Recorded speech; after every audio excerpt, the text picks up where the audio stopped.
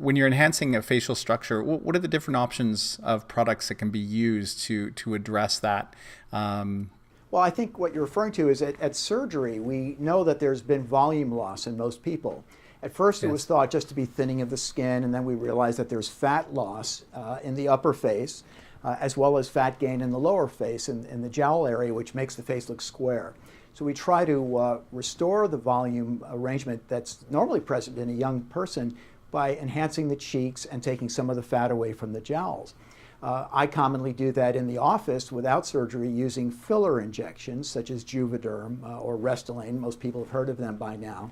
But during surgery procedures, I always enhance the surgical outcome by using fat grafts. We take a little bit of fat from the belly usually and inject it where we want to restore volume that's been lost. Even some of the bone structure has been shown to erode over time, so we know we need to replace volume in the cheek area when patients have reached their 40s, 50s, and up.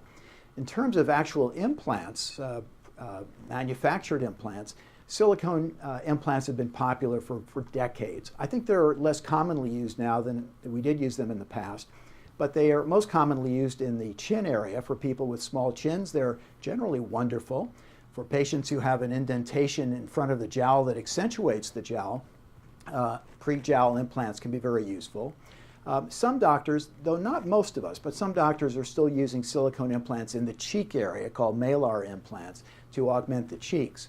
The problem that I've found, and I think others have found this as well, with cheek implants is that most people's cheeks are not symmetric. One is a little higher than the other, one's a little wider. If you look closely at your face, most people are not perfectly symmetric. And when you put cheek implants in, you can't compensate for that. They sit and accentuate the difference, in my opinion, so that many people go, I love my left cheek, but the right implant just isn't equally positioned. So since that's a problem, I think that's quite common, I've avoided using cheek implants for many years. I like using fat or filler injection.